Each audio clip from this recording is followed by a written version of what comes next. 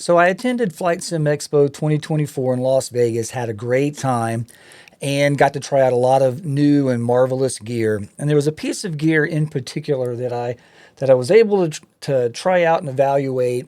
And in fact, I was able to also do an interview. You can check that out here with the owner of the company. And the company, of course, is Flitesim, and Fabian is who I spoke to. And in the course of that conversation, I believe I said something to the effect of, well, now I'm ruined, meaning passive yokes were not going to be very inspiring for me anymore. And I was right, and it cost me plenty. Let's find out.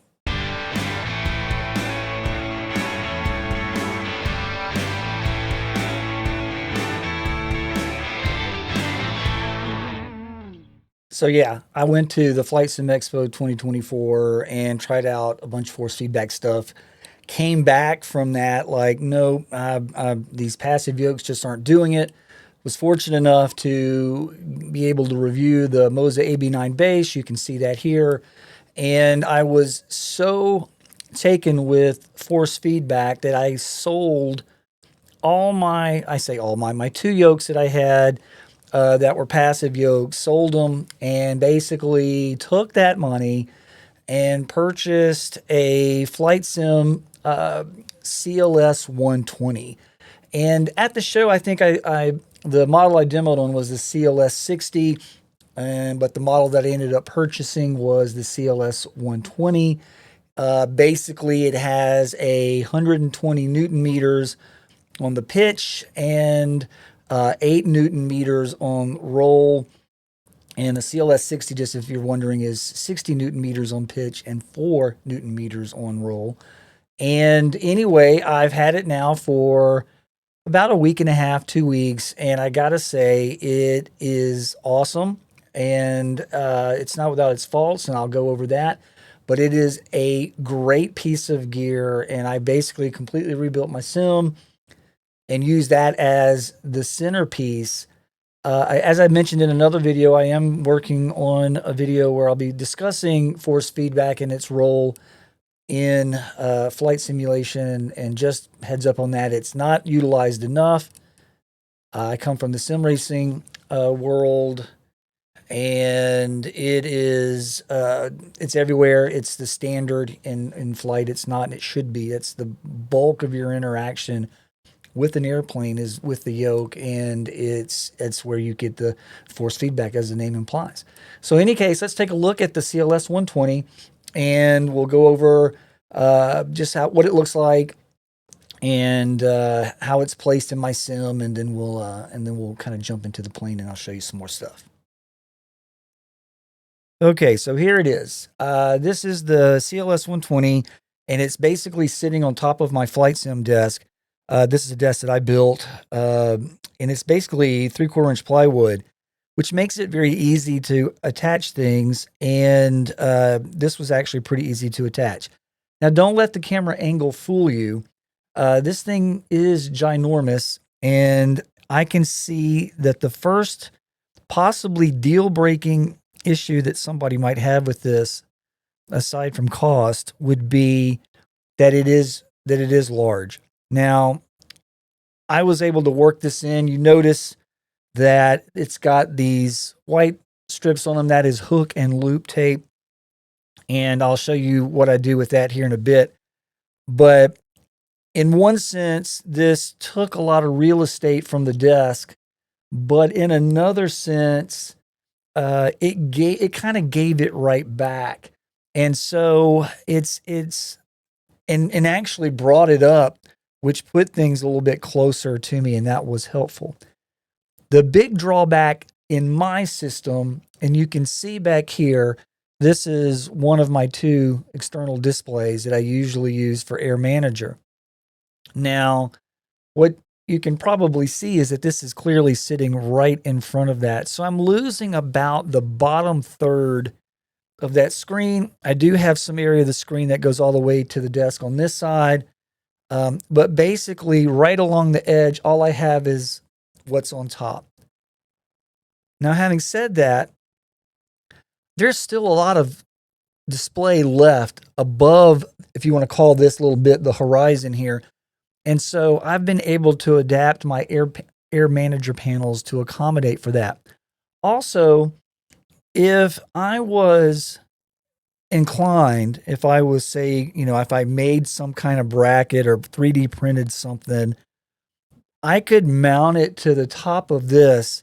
And I've already tried this out and it absolutely works. Even a 15.5-inch external display, one of the thin ones like I used to use on my Air Manager setup. It's been in other videos.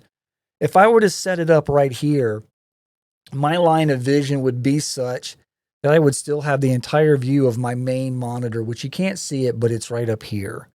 So yes, it's big. Yes, it takes up a lot of space, but it gave me some space back, and I think made some things a little cooler and a little more usable. The way it works is there are some holes on the side, and it comes with brackets. And if you can see here, and these just mount to the side, and then you clamp them down. I actually ordered from Honeycomb the same clamps that I used on my Honeycomb Bravo, and they work perfect. They fit it perfectly, and aesthetically, they just blend in better. I tried the C-clamp thing with the longer screw up part, and I kept hitting my knees, and that just wasn't working. And so I don't even have you. It gives you enough brackets to do 2 in the front, 2 in the back. I've had no problem with just the 2 in the front. I don't have any slip pad under this.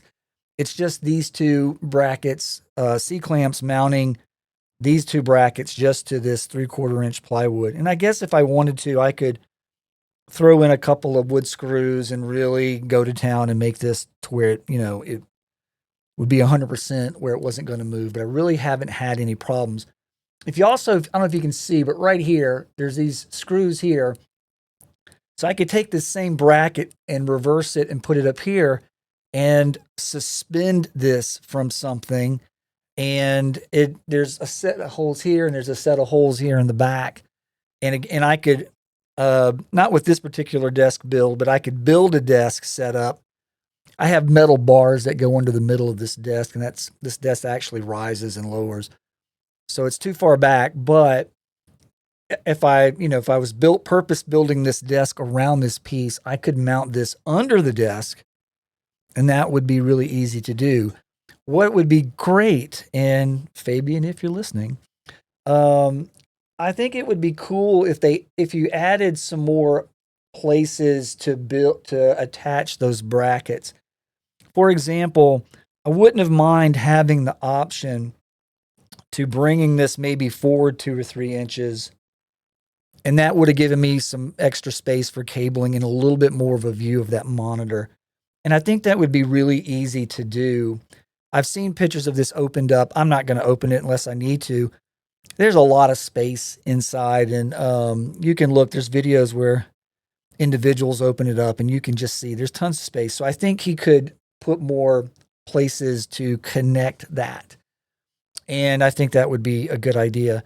I also think it would be cool if there were, say, just like Honeycomb did, put some Logitech Cytec screw openings here to mount the Logitech panels or the Phipps gauges, and just kind of screw it in here. I know he sells his own proprietary stuff to accomplish that, but in the meanwhile, those of us that have that equipment, it'd be nice to be able to screw that in. Having said that, I still do it. I show you how I'll do it with that, and we kind of go from there. Okay.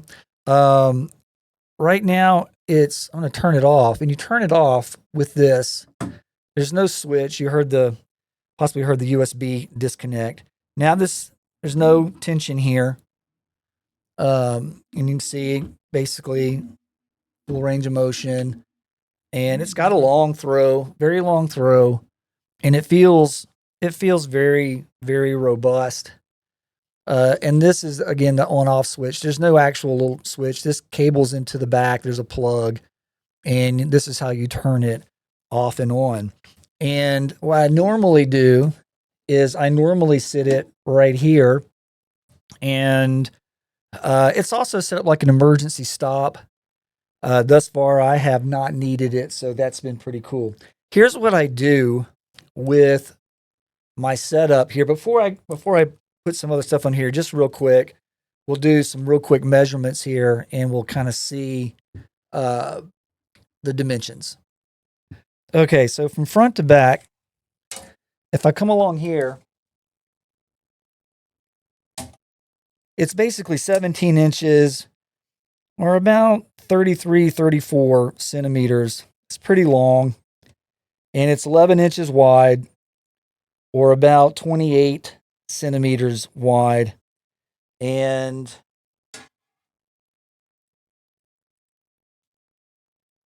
just under 6.5 inches tall, just under 17 centimeters. It's not as heavy. It's not as heavy as it looks. Again, this is a metal enclosure, but there's a lot of space in there. And again, I invite you. There's other videos. One gentleman did one where he did a really good breakdown. In fact, I'll put that in the I'll link his videos below. Here's what I've done. So here is hook and loop, and this is just 3 Logitech flight instrument panels that I've had forever. And what I did was I had to kind of rig it up a little bit, but I mounted them in one of the regular flight panels, the guide, the holder that they come with. And they actually mostly fit. I had to do some finagling. And what I did was I come out and I've got them kind of braided there, and I can sit this right here, and they're good to go. They're not going anywhere. I don't use the buttons on those, so I don't have to press them very often. And from where I'm sitting, even though this probably looks tall to you, I can still see the edge, this back edge of the yoke. So I'm not losing anything in terms of what I have remaining of my display here. I can still see as much as I could before I put this on. And then the other thing that I have is, let's see, what did I do with it? Here it is. I've got a knobster that goes with Air Manager, and it actually wires up just perfect. I put a little 90-degree angle on it, and I put it right here, and boom, perfect place for the knobster to go. I also use this, and this is a stream deck, used for streaming, and they're also great to use. There's some Flitesim plugins for this that you can use, and I basically put it right here, and that's good to go. I'm actually going to switch that out. I've ordered the Octavi kind of button box with a built-in kind of knobster thing, and I'm going to put that right here. So again, don't let the size of this just completely throw you off, and don't rule it out without doing some measurements and sitting down and doing some mock-up drawings. I think you would be surprised what you could do and still have the space to do stuff. So I've added all of this stuff. I could put a little monitor screen here. I thought about another option would be I could take my iPad. I have Air Manager on that as well. And if I could figure out a way to robustly mount it to this part right here, I would have a great place to put, like, I wouldn't need this anymore. I would have a great place to put like a full 6-pack, or maybe just one of the G1000 screens, that kind of thing. There's a lot of options here. And so bottom line is, as I said, don't just look at it and go, it's a behemoth, I'm not going to be able to do anything with it. Now that may actually be true, but rule it out. Make something up do a mock-up, get some cardboard, cut out the dimensions, and kind of, mess around with it and see what happens. It, it, it's it's surprisingly useful despite taking up all the space. I also want to show you how I put my keyboard here. I don't have a little screen thing right now, so this is a perfect place for my keyboard. And as you can see, so this is how I have it set up. I've got my Phipps panels, my keyboard, got great access. I've got my Stream Deck, my Knobster, and none of that interferes with the full range of motion of this yoke. It's a good amount of space, and it's a nice reach. It's very comfortable. And by me having my keyboard here, that frees up some space over here or to my side. It's not an awkward kind of having to twist around. So again, took up a lot of space, but it gave me some great space back. And ergonomically, I think it's great. What I would like to do now is we'll jump in a plane. I'll load up Microsoft Flight Sim 2024, which supports this, and we'll go through some of the force feedback, integration and how it works. And I'll kind of go over why I think it's so awesome and completely changes my interaction and approach to flight simulation. So let's go ahead and switch over to the plane. Okay, so one more thing before we jump into the plane. I know I keep saying we're going to do this. What I want to do is show you guys one of the more crucial pieces of interaction that you might have with an airplane, and where having a force feedback yoke is really awesome. So if you're a pilot in real life, or if you're a student pilot, or you're thinking about becoming a pilot, then either you know or you should know, especially in smaller aircraft, that a great deal of your time is spent trimming the plane. And so what I want to do is kind of demonstrate what that looks like. But in essence, if you're not trimming the plane, you are fighting the plane, assuming that it's not properly trimmed out. So you're trimming when you're climbing, you're ascending, you're trimming when you're descending. There's just all kind of times that you're trimming. And I literally would have one of my hands. I prefer trimming from the trim wheel and not the rocker switch. And it's because it was just more intuitive and easier to adjust. But you could do that and just kind of keep yourself nice and trimmed, where you just weren't fighting the airplane. And it's exhausting. If you're flying a plane for any amount of time and it's not properly trimmed out, then it's just exhausting. It's very physical. And so what I want to kind of do is demonstrate what that looks like between a passive yoke and a yoke that uses force feedback. So right now I have the yoke turned off, and so it's not really doing anything at all. And so what I'm going to do is simulate the simulation. Let's say this is a passive yoke. And so here's all the way in, here's all the way back. So we'll just go to, let's say this is the middle. And in other words, if I were to let go of this yoke and it's a passive yoke, like say a honeycomb alpha, it's going to, using the use of some type of, bungee cord or the like, it's going to spring to a middle spot, and the yoke itself is going to, so in pitch, and then it's also going to roll to a center spot. And that's what happens when you let go of it. And so the idea is, if you're trying to trim a plane out, it's not necessarily that you want to be able to fly with your hands off the plane, which sometimes you do, but you don't necessarily want to just sit there and be fighting the plane. Literally, if I had it trimmed in, I could just fly with my thumb, maybe two fingers. It just doesn't take much when the plane is properly trimmed in. So let's say I'm climbing, and I've got a yoke similar to a honeycomb alpha, just a passive yoke, and I'm pulling back against the yoke, and the plane starts to ascend. The plane's now going up. And so if I want to trim that in, either using the switch or a wheel, what you have to do on a passive yoke, as you're getting it trimmed in, you have to slowly relax your grip, and you will let the yoke pull you back to the middle, to where when it gets back to the middle, it's in the trimmed position.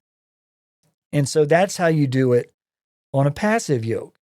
But on a yoke with force feedback, it is more like what happens, let's say, in a Cessna 172.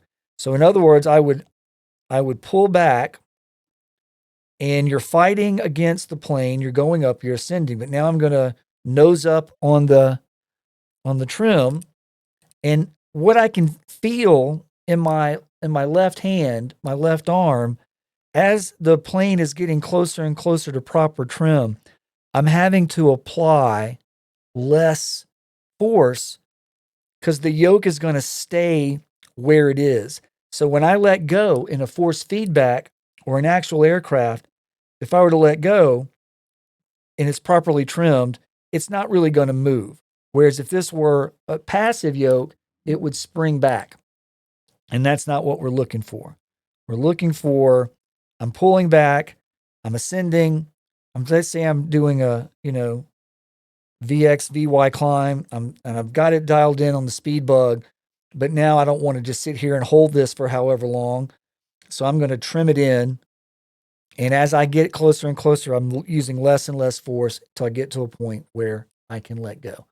And that is the big difference between a passive yoke and a force feedback yoke.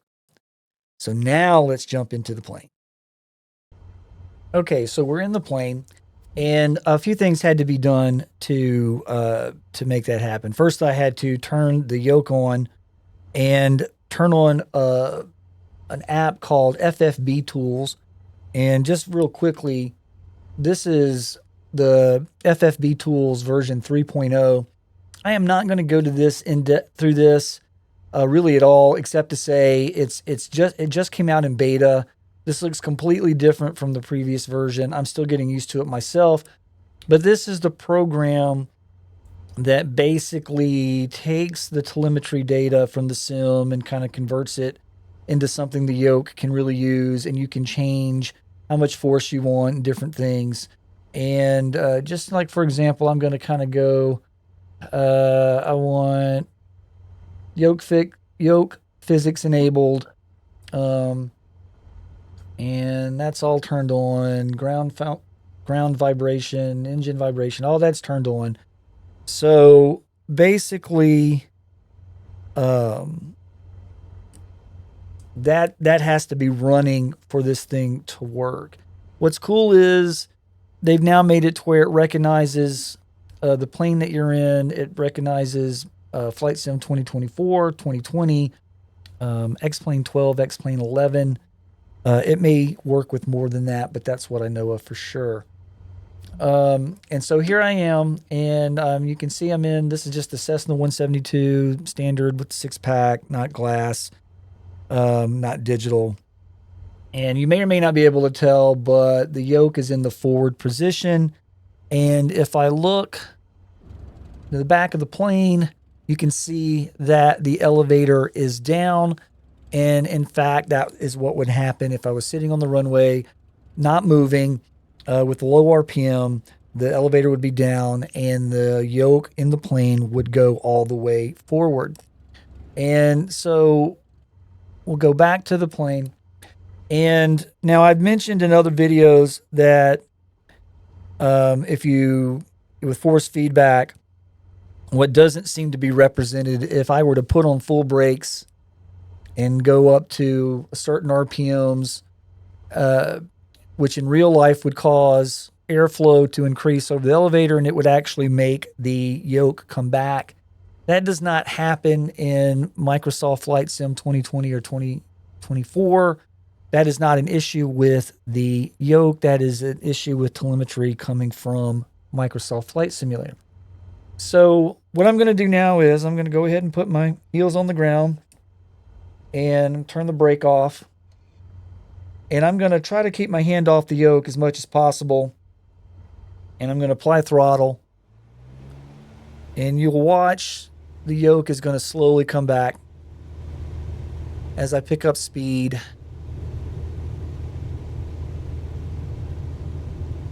And we'll just keep going. I don't know why Microsoft does flaps down as this. default. Okay, here we go. So I'm going to slowly pull back. And I can feel that. So I am working to pull back. I can feel vibration from flying, from the engine, from turbulence, and I can feel vibration from the ground. So when I was on the ground, when I was rolling. So I can feel, like right now, there's little left and right as it's kind of going through. That is exactly what it would feel like. And I'm going to adjust my trim from the rocker switch, and I'm not applying force other than the roll. I'm not applying pitch force. Watch what happens to the yoke when I nose up on the trim. Do you see it pulling back? I'm not doing that. Let me get rid of that because I'll stall. I am pushing down. And same thing. Let me get it kind of dialed in.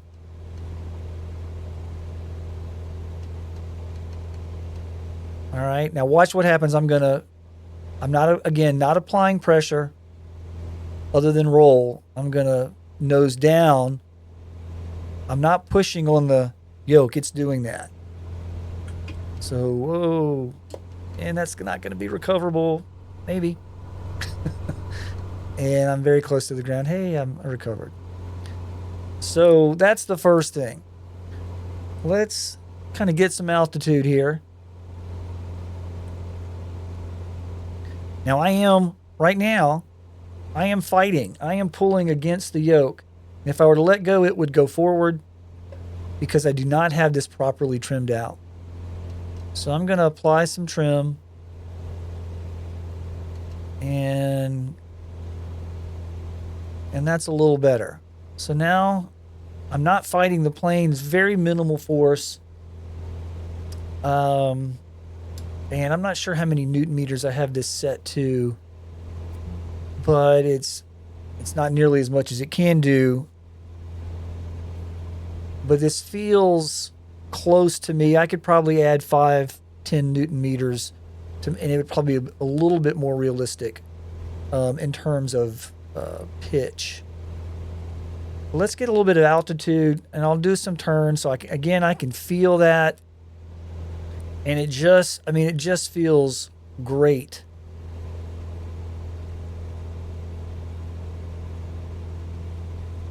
That is just awesome. And what I think I'm also going to do, what's really cool,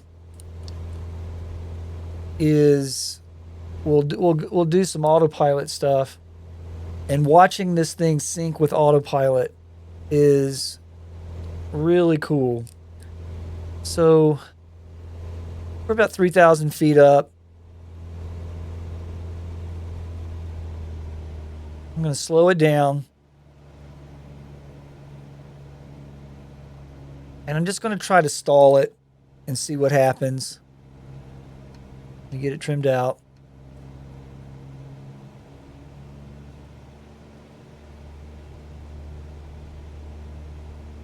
And as I'm pulling back,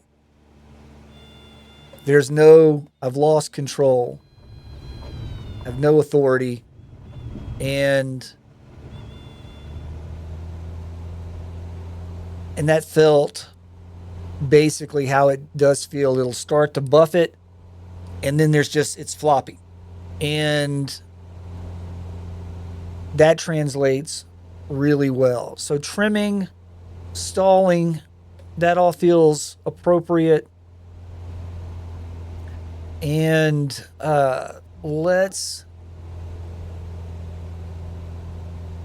banking feels appropriate depending on which way the wind is coming from. It's going to feel different. And I can feel all of this in the yoke. And just to not have let go and not to have this thing snap forward to some arbitrary center point is just so much better. And if you enjoy flying the smaller planes, I think this is more crucial. Now, maybe in some of the bigger planes or the fly-by-wire stuff, which I'm not familiar with, maybe this wouldn't be as crucial.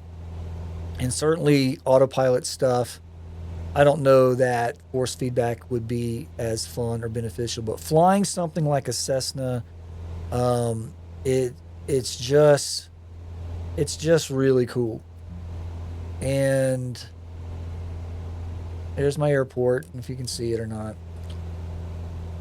But I'm not gonna try to land here. But it it just feels really good. And again, what's cool is you can set how strong a force you want this to be. You can choose your, I can go up to 120 Newton meters, which would just be ridiculous. And I will say this, I probably bought the wrong unit. Uh, I probably should have just gotten the CLS 60, several $100s cheaper. I don't think I've dialed this thing up above what that can do. Maybe I just wanted to kind of future proof or just, I know in the racing world, when you have the ability to do more Newton meters, the fidelity is better because you have more headroom. It's almost like an audio thing. Um, where the more power you have, the cleaner your sound is. And that's somewhat true in force feedback, at least in the racing sim world. I'm not entirely sure that it's as beneficial with what I'm doing here. So, what I want to do now is I'm going to get into a little bit better uh, plane. We'll probably switch over to the Cessna with the G1000 and we'll look at some of the autopilot stuff. Okay, here we are again. And so, what I'm going to do is I'm going to take off. I've got a location programmed in, and I'm going to engage autopilot, and we can kind of watch this thing do autopilot. And I will mess around with the heading bug and all that kind of stuff, and it's just kind of neat. Um, so let's see. Let's go ahead and give this a shot. Break off. And again, you can see the yoke coming back. I've got an altitude programmed in. I've got a destination programmed in. And now I'm just going to very gently. And there we go.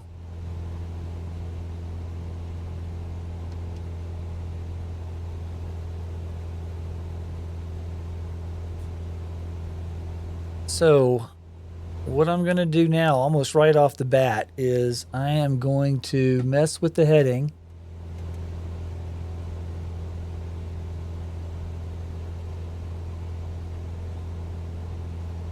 And hit autopilot. Heading. Altitude. Vertical speed. We'll do about 300. Maybe 400. Definitely not 1,000. That will not be good. So right now, I'm not doing anything. The plane is trimmed in by autopilot. I've got a vertical speed programmed in.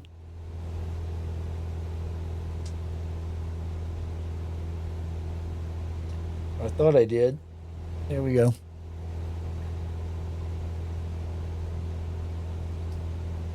And an altitude, and right now I'm using the heading bug. So what I'm going to do is keep an eye on the yoke here. Let me.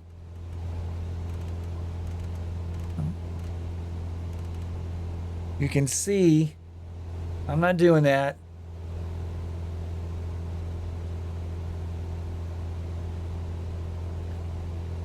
It's doing that. It's pulling the yoke back. It's controlling the roll and all of that. And I can go back this way.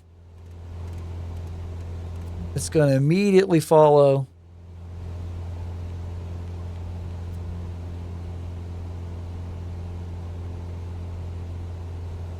And you can see again, I don't know if I blocked the view just then. We'll do that again.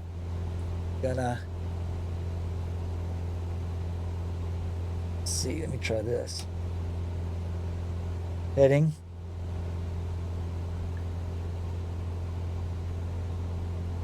Do it from the Logitech panels that I spoke so poorly of. But right now, I'm just flying this with the heading bug, and you can see the plane. Let's go to the right. It is synced with Autopilot.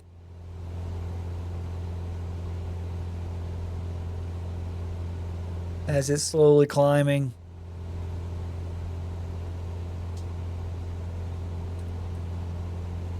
Now we'll see if this will pick up the navigation. Sometimes this works, sometimes it doesn't, because it's basically going in the opposite direction. Right now I have it set to navigation as a source, so let's see if the Autopilot will fully engage. But meanwhile, the Yoke is doing all of it, and that is so cool. And of course, you don't get that with a passive Yoke.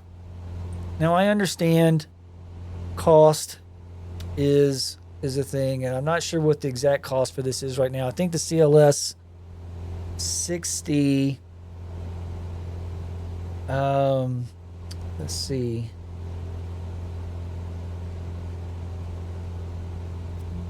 See if they have some prices up for right now as of today.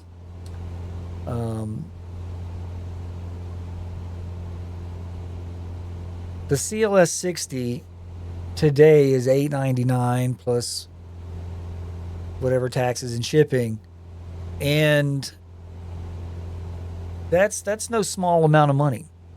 It's not, and I don't want to pretend that it is. And for the record, if I didn't do that earlier, I paid for this. This is mine. This is not a demo unit. I wasn't sent this for free. This is not a sponsored video in any way. This is my money paid for this. And so, a good $600 more than, another Yoke, a passive Yoke. But honestly, knowing what I know now, I would either save up my money for something like this or use a force feedback joystick, and just do that, use that. But this has just changed my whole attitude, and brought my enthusiasm, which was already up kind of high, and now it's just super high. And it did. The Autopilot did engage and lock in, and you can see I can go up on the altitude and bring my vertical speed up.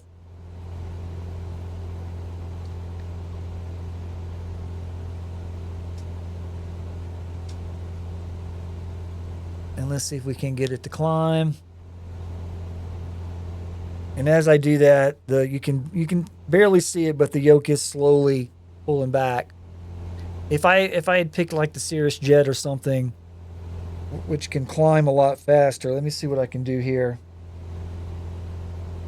I'll put up 900. And yeah, it's hard to see, but it is coming out. And the Yoke is pulling back, and it's also adjusting the trim as it goes. That's cool. And that's Microsoft doing that. But we'll just change this back. We'll do 7,000.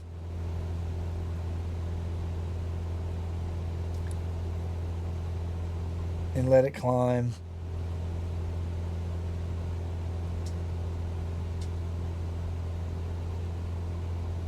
We'll do 500.